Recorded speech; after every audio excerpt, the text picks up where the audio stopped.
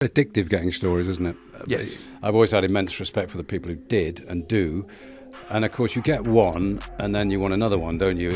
You can't. It's like winning trophies. You just want to win the next one. But we're sat here at the Brighton training ground tonight. I've got to say they're one of the best clubs at not being drawn into the circus. They have their list of targets, they have their valuations, and if the deal gets too expensive, they'll walk away. And I think a lot of clubs could probably learn lessons from that. There's an admiration for the club and the way they do business, isn't there? Absolutely, and the way that they've risen up, a phoenix from the ashes. But there's great people here. I've spent a bit of time with the owner, Tony Bloom. He came over to Germany when we were covering the Euros in the summer, and we had a good night out at a beer keller in Berlin. There's not many Premier League owners that would come out, and he was desperate to get amongst it with the fans and buy a few beers, so that was great. Alex, a respected football journalist and broadcaster, nobody could argue with that. But what's unusual about your career, I think, is that you're both a story getter and a broadcaster. Now, those two don't often go together, partly because that means you're doing an 18-hour day for starters. But how do you manage to keep those two balls in the air? Yeah, and writing as well. So there's a fair few balls to juggle, actually. And you're right, it does often end up being long days, but it's not really a job, this, is it? I always say, if you do a job that you love, it's an old cliche, but you never work a day in your life. And I do feel like that. I still feel very privileged to get to go to so many games, go out and meet so many high-profile sports people, and obviously presenting the shows as well, and engaging with the public. So, yeah, it's a challenge sometimes to balance it all. But I enjoy the versatility, to be honest. I love the radio. Obviously, a lot of it is in vision now, as we're doing here today. But I still enjoy covering football matches for the newspapers as well. When people say to me, what's the hardest thing you could do in journalism? And I say it's getting stories. And would you agree? And is the broadcasting, do you enjoy the broadcasting or the story getting more? I think I agree with you that I find the broadcasting easier, probably. I think it's easier to do a 3-hour show on a Friday, with Troy Deeney than it is to unearth exclusive stories, because it's such a competitive market now. Obviously, it's not just the newspapers you're competing with, but all kinds of different social media outlets, and it's instant now, isn't it? The days when you could get a story and sit on it and run it at your leisure, I think, are long gone now, because everybody is trying to get the same information and get it out as quickly as possible. So it is a challenge, and I think you have to work out which contacts and which sources you can trust implicitly, and which ones that maybe you need to go in second and maybe even third source a bit of information. Yeah, it sounds a bit technical, this, but so when you get a story, in the old days, you'd wait for it to land on the mat on the back page of the paper, didn't you? But now it kind of explodes, in the digital world at any time of the day or night. So say you got a great story about a transfer, you break that online, presumably now, but within 5 minutes, everybody else has stolen it, haven't they? So you don't get much currency for doing that anymore, do you? No, you don't. And, sometimes part of the art is following up on somebody else's information and making sure that that's accurate. I always say sometimes it's better to be second and right than first and wrong with a piece of information. But the beauty of working for talkSPORT is that we have the ability to get it out very quickly, just say either online via the social media channels or the website, but also it happens quite regularly that I'll get a bit of information, I can contact the office, and I can take it to air within 5 minutes. Obviously, that's probably an advantage that radio stations have over newspapers. So you'll just do that on the phone. You'll phone into the show and they'll say, Alex has got a story for us. Is that right? Yeah. Absolutely. Yeah. There's more of a comeback now, isn't there? If a story doesn't happen, so we all know that stories are happening when you break them. So and so is about to go to Chelsea or somewhere, but they can fall through. Things can change. Yes. And when they change and it doesn't happen, then the hounds of hell are after you, aren't they? On social media, people say, "Well, you said that was going to happen, and it didn't." You make stuff up, and you didn't make it up. It was true when you reported it. It just didn't turn out that way. Is that a problem, having people on your back when things don't turn out the way you said they were going to? Luckily, I've developed quite a thick skin to that, because I think if you haven't in our industry now, then it'll probably drive you mad, because you're right, there are a lot of people, particularly on social media, and I think X has become at times quite a toxic platform for people in our profession that are waiting to take you down. But you're absolutely spot on in what you say, not just with transfer stories, but even with managerial departures or managerial appointments. You can have a situation where a deal is as good as done, and then something happens and that manager or player have a change of heart. I remember when Southampton were last in the Premier League and they were appointing Jesse March. That was pretty much a done deal. He'd been put up in a hotel in Southampton maybe for as many as 3 nights, and it was just a case of signing on the dotted line. Then he had one final meeting with a hierarchy, and he decided, actually, this job is not for me. So as a journalist, all you can do is report on the information you have and that you believe is accurate at the time. But as you say, footballers and managers are no different to human beings. They have the same emotions, and therefore they have the same ability to change their mind. The thing that fans always ask you in this business is, where do these stories come from? And you don't want to let too much light in on magic, of course, but it is a valid question. And I guess in my experience, so many of the stories you see in the football press now will originate with agents, won't they? That's correct, is it? Yeah, I think a lot of the way that stuff is reported in the modern era is agent-driven. But again, what you've got to be careful of as a journalist now is you don't want to be a mouthpiece for any particular agent, because obviously they have their agendas, the club have their agendas, the individual players and managers will also have their own unique take on situations. So I guess you have to try and glean as much information from as many different sources as possible, and then work out what's fact and what's fiction and what isn't agenda-led.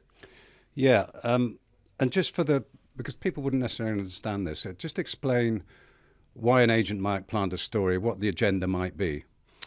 To paint their client in the best possible light. You might get a situation where it's in the agent's interest to let you know that his client is on the radar of one club because they're trying to smoke out another club, for example. Likewise with managers, I think if we look at the West Ham situation with Graham Potter, for example, there was a lot of talk before he got that job and before Lopetegui was actually relieved of his duties that Graham Potter was on Everton's list. I'm not sure that ever got quite as advanced as people suggested. I think David Moyes actually was always the front runner, but it didn't do Graham Potter any harm in terms of hurrying West Ham up that he got that job. Yeah, no, absolutely. And when does a story turn from rumour to fact? You know, when do you feel it's publishable or printable or announceable? When you've checked your sources, and you have to have a certain confidence in a story, don't you, to be able to say, I've got one. Yeah, you do. And again, if obviously I'm looking at recency bias maybe, but I'll go back to the Lopetegui situation. There's been a lot of noise about West Ham, not just about Julian Lopetegui, but about Tim Steidten, the sporting director as well, who obviously is now party company with the club because Graham Potter has brought in his own recruitment guru. There were a lot of whispers leading up to Lopetegui's departure that he was bang under pressure, that he would have X amount of games to save his job. I did report that this was a manager who was under pressure, but actually it was on the Monday. I remember I'd just been to a funeral of a former colleague. I came out of the crematorium and I got a message on that Monday to say Lopetegui is gone. They're back in talks with Graham Potter. Now, he hadn't gone at that stage, but I think he was aware that they were sounding out replacements and that the writing was on the wall. So I took that information to air and said that, you know, West Ham have decided to move away from Julian Lopetegui and appoint a new manager. That was, I think, the best way of phrasing it at the time. And then 3 days later, he was sacked and Graham Potter was in by the time they played at Aston Villa on the Friday night. That was a little bit of a test of nerve because I went so forthright, if you like, on the Monday, and he wasn't actually sacked officially until the Wednesday. Again, you talk about those social media trolls. Yeah. I was getting a bit of grief saying, well, you said he's fired, he's still in a job. But you have to hold your nerve. And I just kept saying to the office, our information is accurate. They have decided to part company. They're in talks with Graham Potter, and it's just a matter of time. It's quite addictive getting stories, isn't it? Yes. I'm talking of someone who didn't get that many. I wasn't really a story getter, but I've always had immense respect for the people who did and do. And of course, you get one, and then you want another one, don't you? It's like winning trophies. You just want to win the next one. Yeah, you do, absolutely. And actually, around that time, a colleague did dub me the managerial Grim Reaper because we saw off Lopetegui, and we got the information as well. We were one of the first to report that Sean Dyche had been sacked on the day of a game, which was a highly unusual situation. So there were two fairly high-profile managerial departures in the Premier League in relatively quick succession. So when managers see you walk through the door at a press conference, they know they're in trouble, is that right? Absolutely, yeah. Not sure I want that reputation, but it's one that I seem to have got myself. What's the biggest and best football story you've ever got? Biggest and best football story, wow.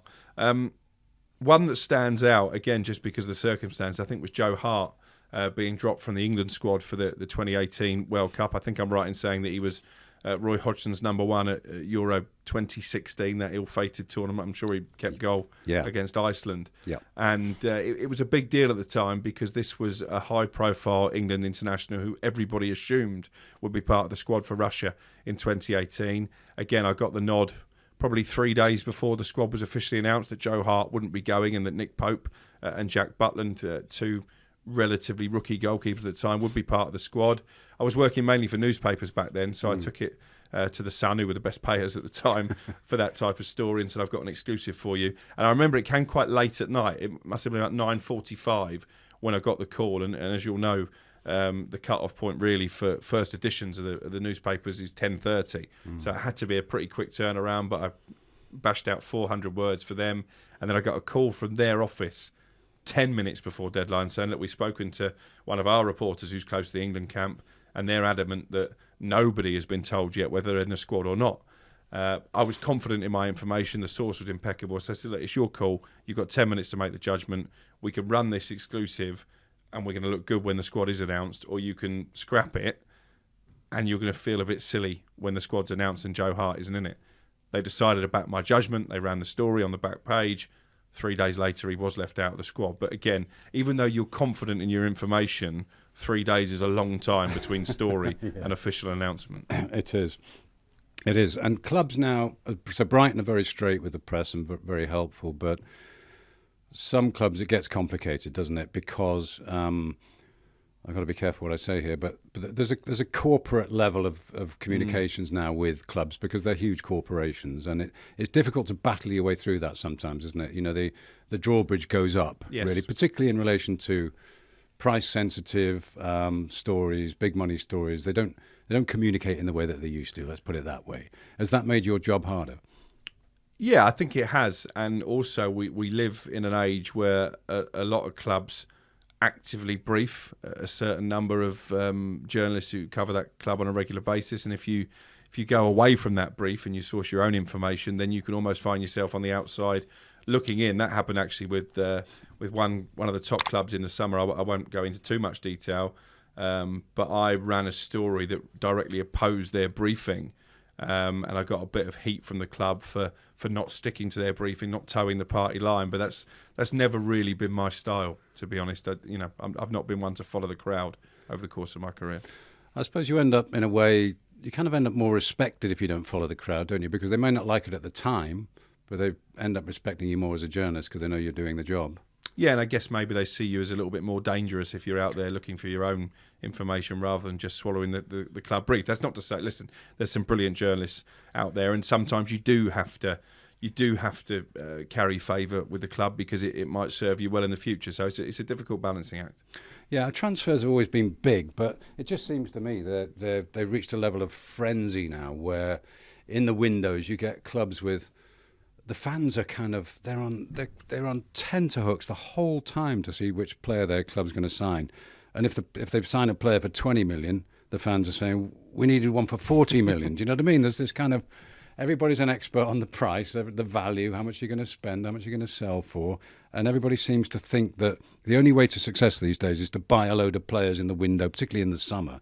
So have you noticed an upping of the ante in the whole transfer story business?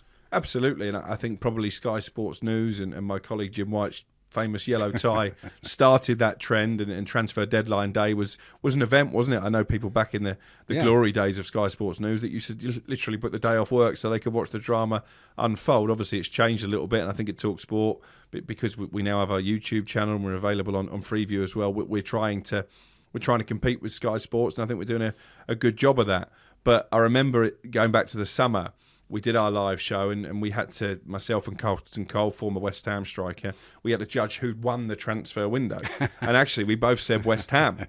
And you look at how their seasons unfolded, we were wrong. But I do think fans almost see it as a trophy now if their team have the best summer. But you're right, it puts a lot of pressure on owners and sporting directors in particular. But we're sat here at the Brighton training ground tonight. I've got to say they're one of the best clubs at not being drawn into the circus. They have their list of targets, they have their valuations, and if the deal gets too expensive, they'll walk away. And I think a lot of clubs could probably learn lessons from that. Yeah, and does it generate a lot of business for talkSPORT? you're generating good business all the way through the year, I know, but is it the transfer stuff that produces the spikes in audience? Yes, I believe so. And our daily updates during the January window were sponsored for the first time in the most recent transfer window. So I think that tells you there's an appetite on behalf of sponsors as well. But it can be tricky generating the content. I would go on 3 or 4 times a day during the January window, and it was a fairly quiet window if you take out what Manchester City were doing to try and bolster their squad mid-season, which is unusual for Pep Guardiola. So constantly you're trying to find new information, and often actually you're talking about deals that probably won't happen rather than deals that do. Yeah, I always used to feel sorry for reporters, particularly beat reporters that did particular clubs, getting calls from their desk on transfer deadline day, and the desk saying, "What's happening? Who are they buying?" And the reporter would say, "Nobody, nothing's happening." Yeah. And the desk would say, "Well, that's no good." That's right. And actually, that can give you a bit of a sinking feeling, because one of the things I do the night before the deadline or the morning of the deadline, I contact my sources at the various clubs and say, right, what sort of day are you in for? And more often than not, you'll get back, well, it's going to be a quiet day, maybe a couple of youngsters going out on loan. And as a designated transfer reporter, that's the last thing you want to hear, really. Yeah.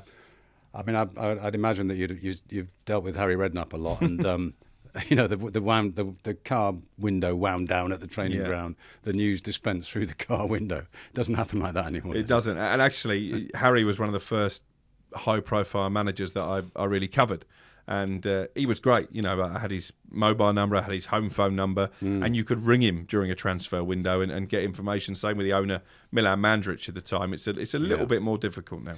Yeah, I guess managers now wouldn't necessarily know, would they, the full details very often. It's dealt with by somebody else. They don't really get involved in the minutiae of getting a player through the door, do they, anymore? No, and I've got to say also, and it's not necessarily criticism, the fact nowadays that the majority of the Premier League is made up by overseas managers, it can be difficult to generate those reporter-manager relationships, because you get the impression they're only ever really just passing through. I remember Ronald Koeman at Southampton, big-name manager, had a real aura about him, but he would literally breeze into the press conference 2 minutes before it was due to start. He'd breeze straight out again at the end. And as a local reporter, and I was covering Southampton as a freelance for the national papers at the time, it made it difficult to build up that relationship that maybe I had with the likes of Harry Redknapp. You've been around this club quite a bit. What are your favourite memories of covering the Albion stories and commentaries and so on? I'd go probably right back to the days of the Wivdean. That was when I first started to cover Brighton. Obviously, it seems a lifetime away from where the club is now. And I've got to say that I think the story of Brighton's rise is unique and fascinating in equal measure. But one of the games that really stands out for me, it was a midweek game at the Wivdean. The press box was full to capacity, so I actually had to sit with my laptop amongst the fans. I seem to remember Fatboy Slim wasn't sat too far away from me, and it was the semi-final of the playoff game against Swindon when it looked like they were going to miss out. And then Adam Virgo, a good friend of mine now, actually I've worked with him as a pundit and a commentator. He scored to take the game to a penalty shootout, and obviously Brighton ended up winning, and that was a brilliant moment. I remember the win against my team, Manchester United, that kept them in the Premier League first time round under Chris Hughton, guaranteed survival, and what a way to do it. And to go from there at the Wivdean against Swindon to beating the mighty Manchester United to establish yourself in the Premier League, I think probably encapsulates the whole Brighton story. The press generally have a very positive impression of this club, don't they? When you're in the press box, and people talk about Brighton, they look forward to coming to games here, don't they? And they sort of, there's an admiration for the club and the way they do business, isn't there? Absolutely. And the way that they've risen up, a phoenix from the ashes. But there's great people here. I've spent a bit of time with the owner, Tony Bloom. He came over to Germany when we were covering the Euros in the summer, and we had a good night out a beer keller in Berlin. There's not many Premier League owners that would come out, and he was desperate to get amongst it with the fans and buy a few beers, so that was great. Obviously got to know Paul Barber really well down the years as well. Very open chief executive. Again, that's not always the case at a lot of the bigger clubs or so-called bigger clubs in the Premier League. I think the press team here get it right in terms of the access they're willing to give us. They're always coming up with innovative new ideas, and it means the club do get good press. And obviously they've played some great football under Roberto De Zerbi and now under Fabian Hertzler as well. It's a real success story, and PR-wise, I think they get it absolutely spot on.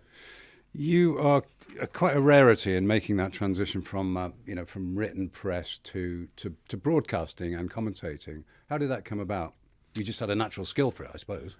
Yeah, I always wanted to work in broadcast, and I was advised very early by one of my lecturers at college, actually down in Portsmouth, that if I made it as a newspaper journalist, then the next step would be to then have a career in radio, and that's what transpired.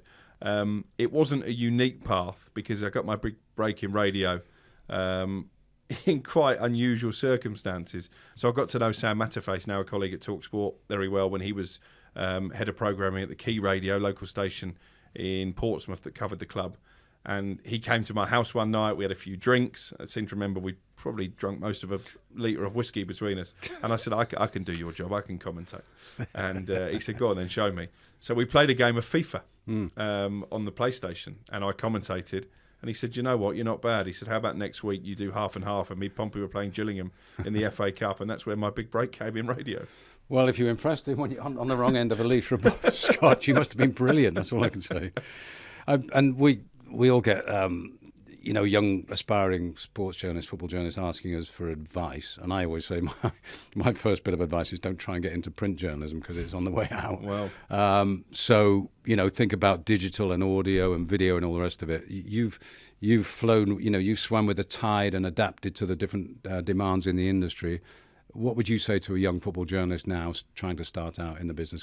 It's a difficult one to get into, but once you're in, you've got a chance, haven't you? Yeah, I think versatility is the key, like you say. I don't think you should restrict yourself to one area of the business. I think you need to be able to write, you need to be able to broadcast, you need to be able to put together video content as well, because really employers want you to be a one-stop shop. I've got to say, I'll echo what you said about newspapers in some ways. The local radio routes have largely been shut down. There aren't too many local radio stations now that have designated coverage to the likes of Portsmouth, as the Key did back in the day. So it is more difficult, but go out, get yourself some work experience and keep pestering. I get a lot of people who ask me for advice and work experience, and I'm always most impressed with the people who almost refuse to go away. They can come across as a bother, but they're not. I admire their dedication to get into it. But as I say, it's not as easy as maybe it was for us. But also, don't expect to go straight in at the top level. I talk about the Withdean and Brighton and Swindon. I started out covering Slough Town on £9,000 a year for the Slough Observer. Then I found MY News Agency, which I still own today, and Pat Symes, my mentor, sadly is no longer with us. He gave me the opportunity to cover Swindon and Bournemouth in the lower leagues, and I loved it. I thought it was a brilliant training ground. So don't expect to go straight in and cover Premier League football. It's a really good point, because I think a lot of youngsters now expect to walk straight onto the pitch. Touchline reporting in a Premier League game is not going to happen, is it? You have to learn the basic craft. You have to learn what a story is.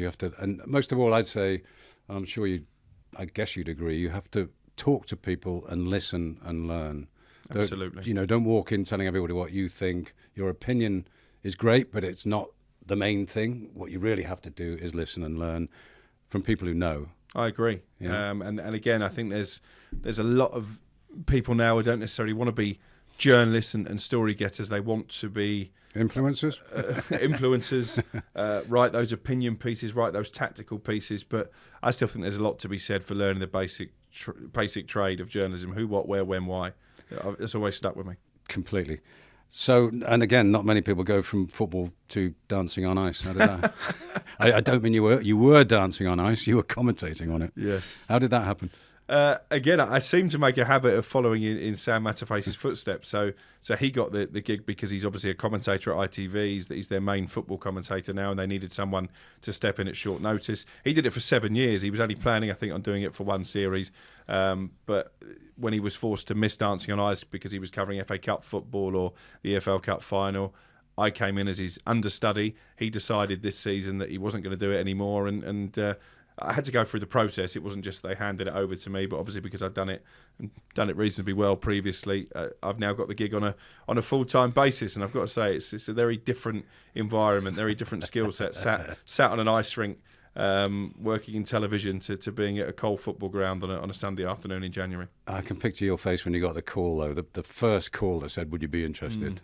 Yeah, it was out of my comfort zone massively, but it's great fun. I've got to say they're a brilliant company to work for. I admire the contestants because I go ice skating with the kids once a year at Christmas, and I'm absolutely hopeless.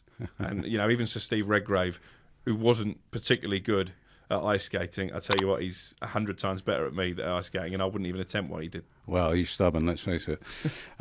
He would never give up.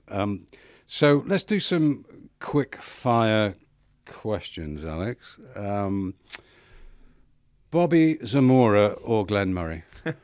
Well, I thought Glenn might be here today, so I was going to have to say Glenn. I thought Bobby Zamora was an electric player at Brighton, but I'm going to say Glenn Murray, just because of the role he played in those early days in the Premier League. I think only recently he's been overtaken as Brighton's leading Premier League goal scorer, and I've got to know him very well because he's made that transition from being a great player in his own right to working in the media. He's a great guy. I think he's a brilliant pundit, so I'm going to say Glenn. Yeah, and he's not here. So fans at the Amex or in a kind of febrile away end like the one at Selhurst Park?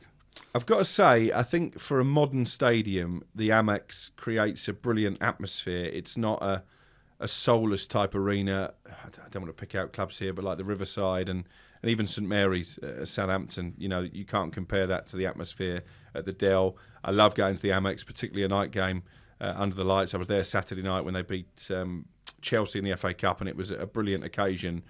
But I think there's something unique about any set of away fans. I think they're always louder, any group of football fans, away from home than they are at home. So I'd probably say the away end. Yeah, on that point, actually, it'd be interesting to see whether Everton's new ground can generate anything like the noise that Goodison Park generates, because that's a bear pit, isn't it? Goodison Park. It's a challenge, and I think if you look at the new stadium, I've mentioned, I think they've got it right at the Amex. They've got it right at Tottenham as well. The new White Hart Lane is extraordinary and does generate a brilliant atmosphere, and I think maybe that sets the benchmark. Yeah. A club record signing or an underrated gem from lower leagues? That's a tough one because there's some brilliant stories of players coming up from the lower leagues. However, bearing in mind that my bread and butter is big money transfers, I'm going to have to say a record signing. Yeah. There's more trade in that. So scoring an own goal or missing an open net? For comedy value, I'm going to say missing an open net. I think that always gives you more of a giggle. Yeah, the ones where it looks harder to miss than to score. Those are the ones, aren't they? I agree. So you are in Sussex, you live in Sussex, so a beach day in Brighton or a countryside escape? Absolutely no competition. A beach day in Brighton. I love the beach. Anyone who knows me will tell you that we're getting to the stage of the year where it's just starting to warm up enough for me to get the swim trunks out and go for a dip. So definitely the beach for me. Steady on, Alex. It's only February, just leave it a bit if I were you. Well, thank you for joining us. I think people will understand the business of football reporting and football journalism a lot better after that. Thanks for your time. Pleasure. Enjoyed it.